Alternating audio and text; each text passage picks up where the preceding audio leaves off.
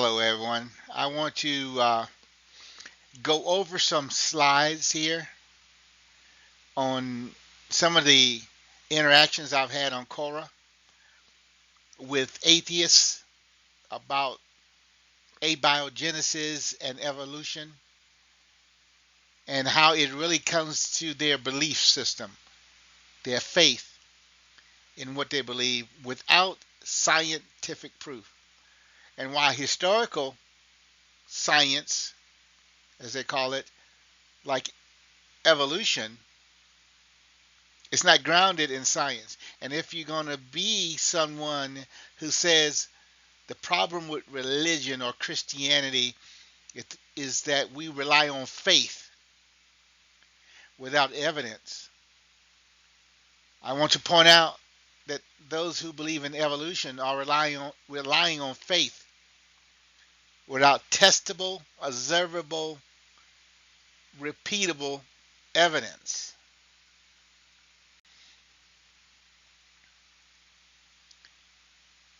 All right, get this slide going here.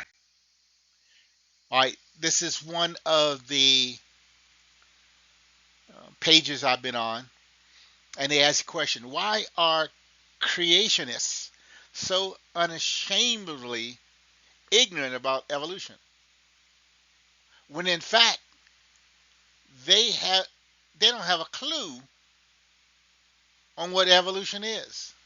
That have the textbook definition, but that's written by materialists, humanists, atheists, secularists, who by the definition don't believe in anything other than what they can taste, smell, hear, that sort of thing. They are locked in on this premise and they can go no farther. Yet, when it comes to evolution, they tell us you have to use your imagination because it's so ancient, so old. We haven't found any evidence, but we know it had to happen because we're here. That, my friend, is relying on your belief, your faith in something that you cannot prove, yet you insult my intelligence as a Christian because I rely on evidence of my God, whether you use intelligent design or creationism, whatever you want to use.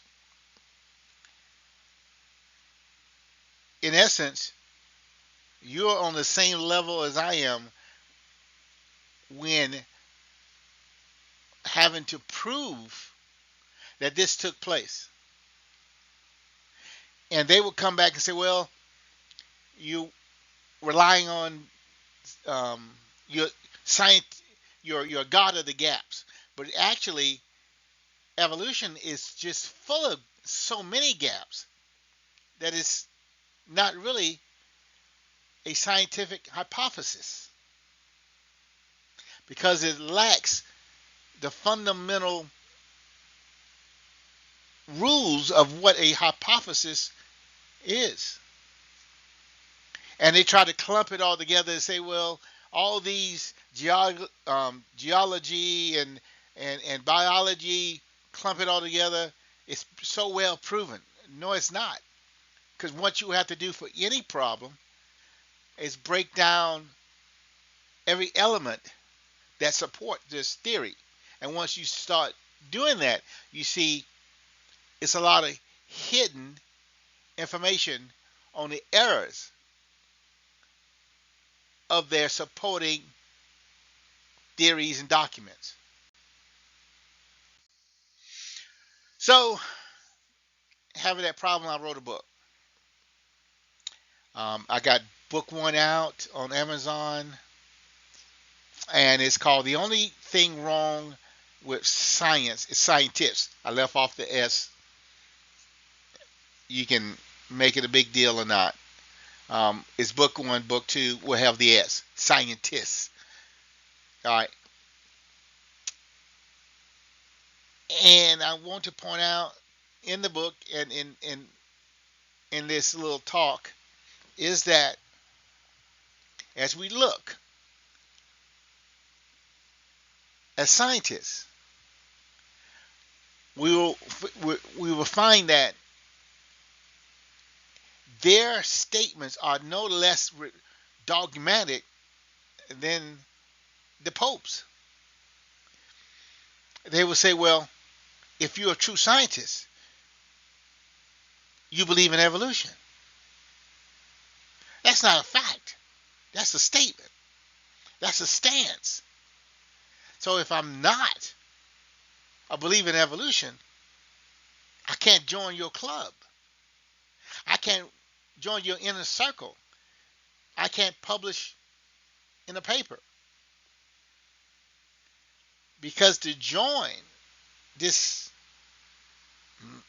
Masonic religious order, I must, you know, take the oath that evolution is real. Then I'm in, and everything is garnered around that. So they have infiltrated. They have taken over the institutions of higher learning. As a Christian, it doesn't matter. The outcome's still the same. But for those who this life, this struggle that we call life, as it goes on, we must understand that the here now, helping those who are taking over by this belief system, that not only they're wasting their time, but there's other ways of studying God's creation to find out how God did it, and not how a microbe through natural selection came to be a thinking, walking man. How that a non-living material gave rise, gave birth to, created life itself. So that's some of the things we discuss on this forum, and I hope you come join us. Again, one of my basic things to attacking this foolishness is biogenesis and abiogenesis. And abiogenesis states that life arose from non-life. Now, I have dealt deeply with some people on this forum that want to equate God's creation to abiogenesis. No, let's go back to the textbook. Not your opinion of what you think abiogenesis is. No, we want to know what the established science says abiogenesis is and move from there.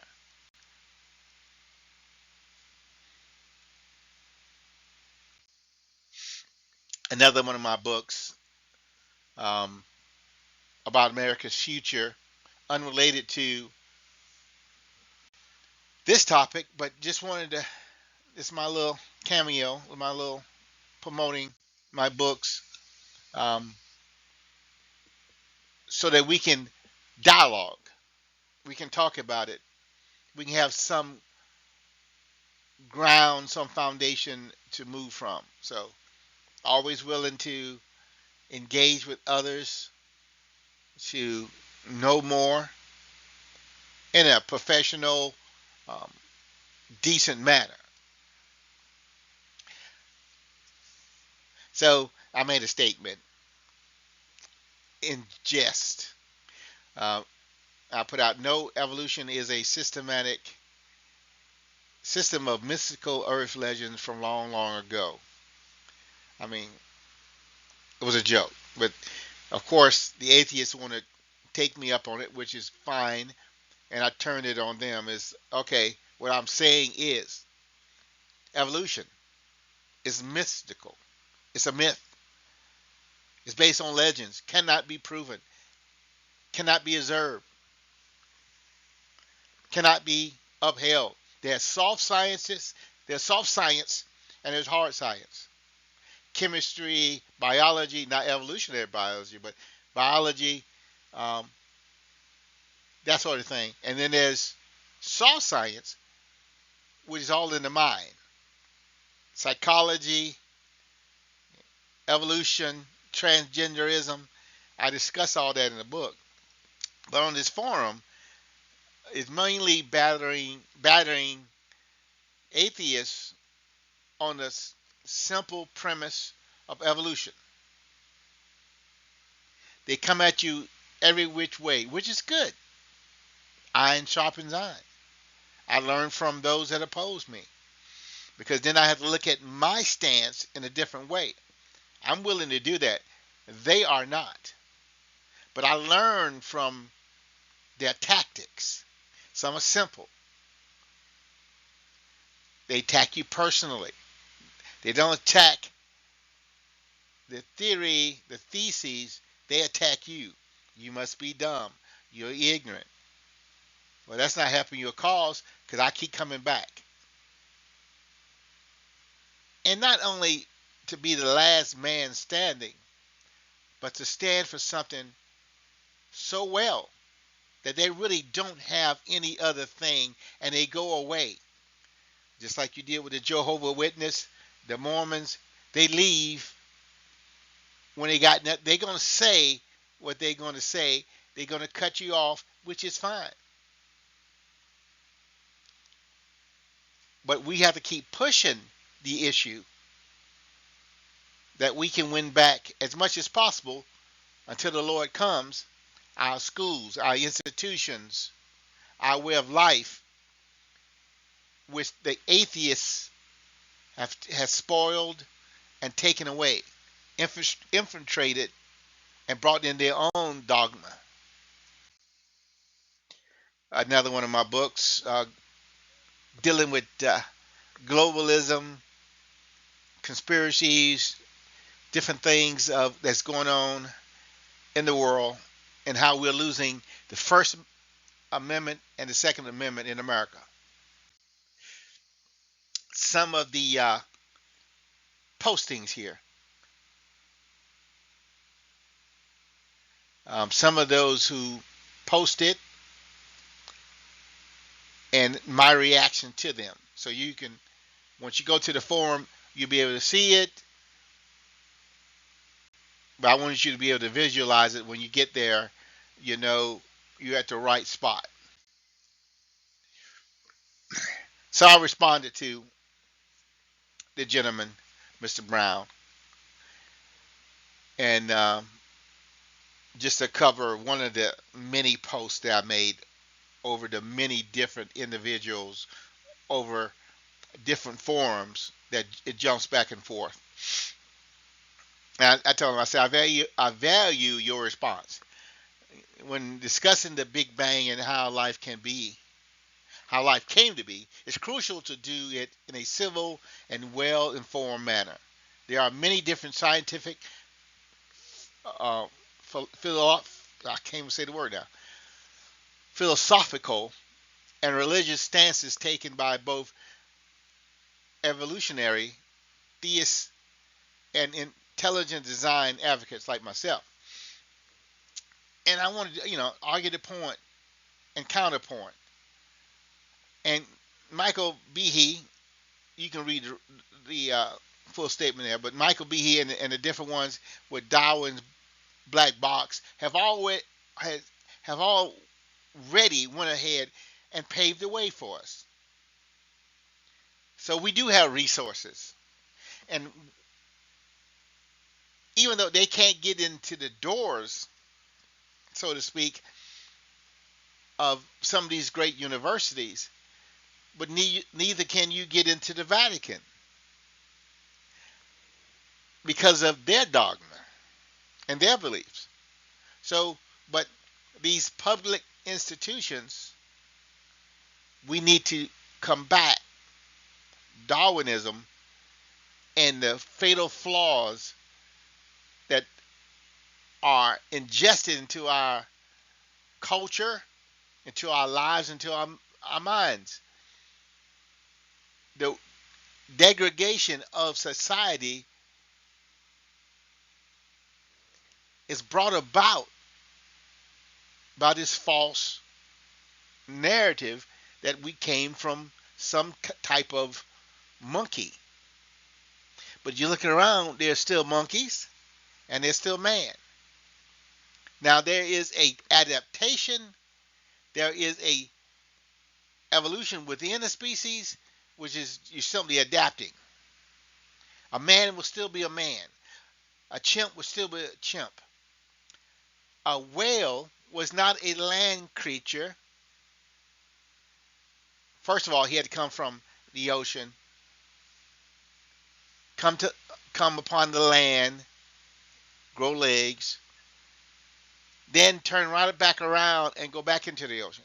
Whereas you can see that God used the same techniques to create whales, hippopotamus, man, and it's a fundamental engineering that you're observing, not that through trial and error, nature itself came up with all these billions, if not trillions, of different species.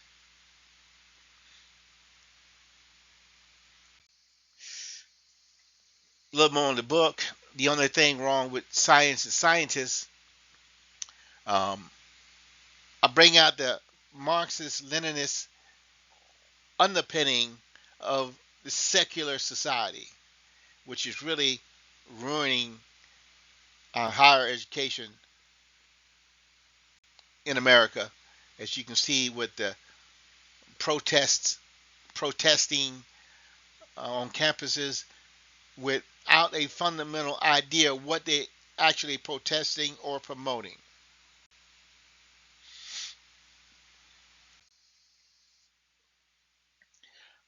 Again, some of their response, as you can read, I go over those that have gone before, have made fundamental progress in promoting intelligent design, and how we can also be a part of that movement,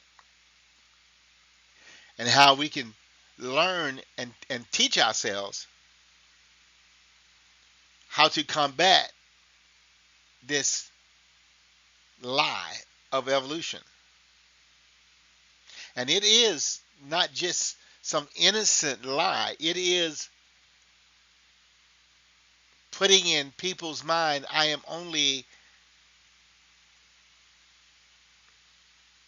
cousin to a tapeworm. You know,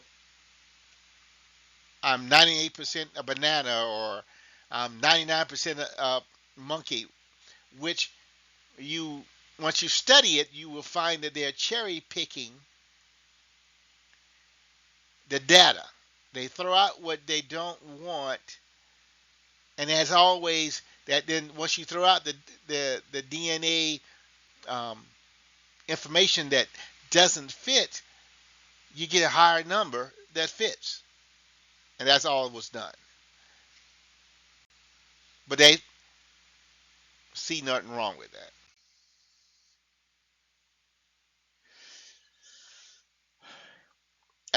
As you can see and read that this my answer delved into the lack of transitional fossils, and they come up with a myriad of answers.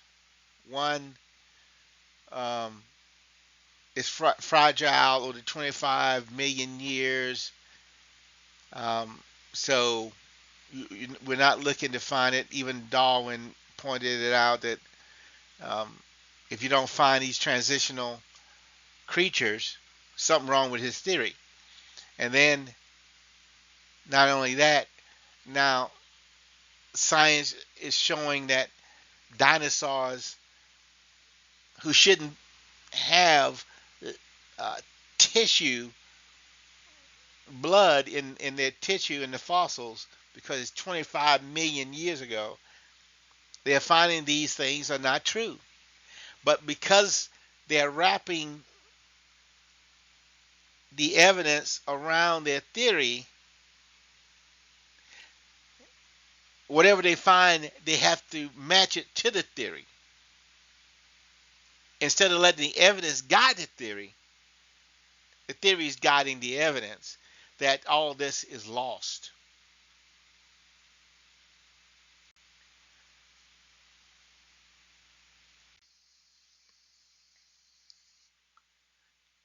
Also, when I'm answering these atheists and different ones, I bring out the fine tuning, which has been brought up before. But Richard Dawkins and the different ones, they'll say, it seems to be fine tuning, but it's really not. Okay. They're not going by the evidence. They don't want it to be a God.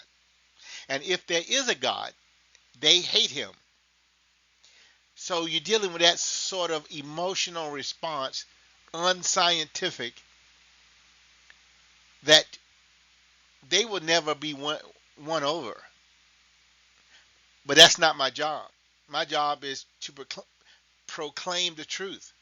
What does the evidence show? That there is a intelligent creator out there that did create. And if he did create, science wants to know how he created. And then we might not know why, unless you read the scriptures. Um, but their comeback is, okay, he's an imperfect creator because the eye is not perfect. This is not perfect. That is not perfect. When it's like the ant looking up at even even worse than that, as if we created the ants, and they look back and say, "Why did you make me thus?" They are looking up at God, trying to judge God out of their limited human capacity. But they think themselves as if they are gods in their ability to understand nature and to disregard the very evidence that stands before them.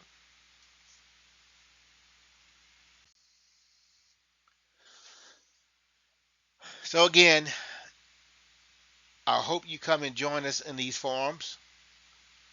Come for me, against me, however you feel fit, but you're more than welcome to come, participate, learn, and also teach us something.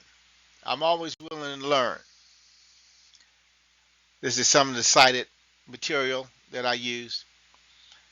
So again, come see us, come join the discussion, and see where we can go from there. Thank you.